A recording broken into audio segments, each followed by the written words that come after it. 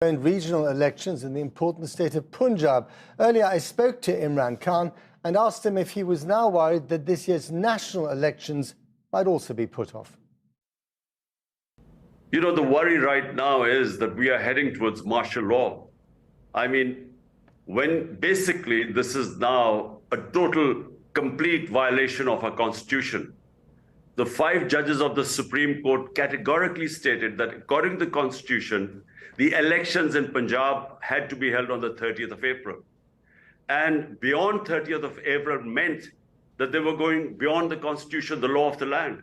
So what has happened is worrisome to all of us that we are heading towards some sort of a military rule. If you carry on with your protests on the streets, will you not just perpetuate the cycle of violence that is undermining Pakistan and, frankly, worrying to the rest of the world? Matt, now look, let me put the facts on the table for you so that you know what is happening in Pakistan. When we were removed, not once did I do any demonstration that was beyond what the constitution allows me. Like, for instance, in France, there are protests on pensions. So my constitution allows me to hold rallies and put our point of view forward to the people. Now, since last 2 months, we were in power in 2 of the 4 provinces. We dissolved our governments. The constitution says elections should have been held in 90 days. And the Supreme Court then passed a ruling that on 30th of April, they should be held, elections should be held. We didn't do anything outside the law. We dissolved our governments to hold the elections on the 30th of April. But what the government is doing, and this is the worry, now this is where the destabilization will take place, because they are now going against the constitution. And they now are pushing the elections forward, God knows when, simply because they know that they will lose in the elections. Okay, so Pakistan is a nuclear-armed power on the verge of bankruptcy, sitting on a geopolitical fault line, a very dangerous one. What are you doing, what are you personally doing to make the world lose less sleep right now? Well, look, you know, let's not worry about Pakistan's nuclear program, because the entire political spectrum, everyone believes that if one thing we need to keep secure is our nuclear program, because that's our guarantee for freedom.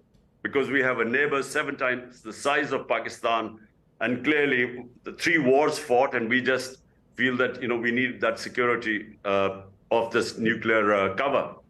Pakistan has an enormous amount of influence on events in neighboring Afghanistan. Would you say to the Taliban running Afghanistan today to let the girls go to school? Look, Matt, look, Afghanistan has and Pakistan have a boundary border of 2,500 kilometers. No, I'm talking about schools here, specific. I don't want to geography lesson. I am answering the question. What about schools? Will you tell them to let the girls go to school? Because I know the Afghan character much more than anyone there, especially in the Western countries. They do not like to be told what to do. Let me just say, if the Western countries want to influence Afghanistan, this current government, they must mainstream them. I kept telling them that, look, engage them. Get them involved in the mainstream. If you isolate them, what influence are you going to have on them? So if you mainstream, then let them have a stake. So then talk about human rights. Right now, you push them in an isolation. The money is frozen. And why would they listen to anyone? So my advice is that, you know, get them involved.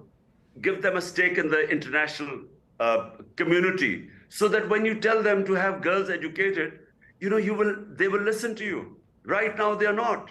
And they react when you try and tell them anything, because who are you to interfere in our internal affairs? Okay, we're going to leave it there. Imran Khan, thank you very much for talking to us. Thank you, Matt.